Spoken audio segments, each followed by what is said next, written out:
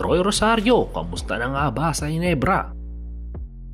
Makikita naman natin na sobrang saya ni Troy Rosario na maglaro para sa Barangay Ginebra San Miguel. Sa unang laro nito kontra NLEX, sinabi ni Troy na pagdating pa lang daw sa venue, hinahanap na daw agad nito kung nasaan ang jersey niya na finally masusuot na niya. Sa unang 6 na laro nito wearing the Ginebra jersey, nakapagtala si Troy sa back-to-back wins sila ng 9 points kontra NLEX at 14 points laban sa Phoenix. Sa naging unang talo nila ngayong conference kontra sa Eastern, nakagawa pa din si Rosario ng 12 points. Sa bounce-back win nila, nag-contribute si Rosario ng 17 points laban sa Terra Firma Jeep. Sumunod na laro, single-digit 5 points lang ang naiambag nito sa provincial game nila sa Batangas kontra sa Converge Fiberxers.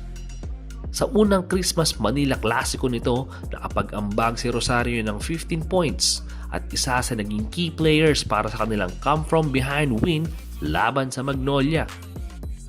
Sa pinapakitang ito ni Rosario, magandang minuto ang binibigay sa kanya ni Coach Tim Cone, averaging 33.38 minutes per game. Nakakapag-ambag din ito ng 12 points per game, 6 rebounds per game at 2.1 assists. Makikita din natin na sakto ang height at skills ni Rosario sa triangle offense ni Coach Tim, kung saan pwede itong gumawa ng punto sa ilalim ng basket o kahit sa 3-point area. Aasahan din ang bilis ni Rosario sa fast break plays galing sa depensa. Halos siya na din ang nagiging kapalitan ni Japet sa center position. Kayo mga ka-sports junkie, anong masasabi niyo sa recent performance ni Rosario sa Ginebra? Dapat ba siyang gawing primary scoring option? O bagay na din siya bilang role player?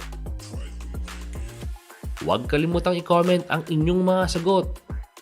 Para sa iba pang basketball updates, like and subscribe lang sa inyong basketball tambayan, Sports Junkie PH.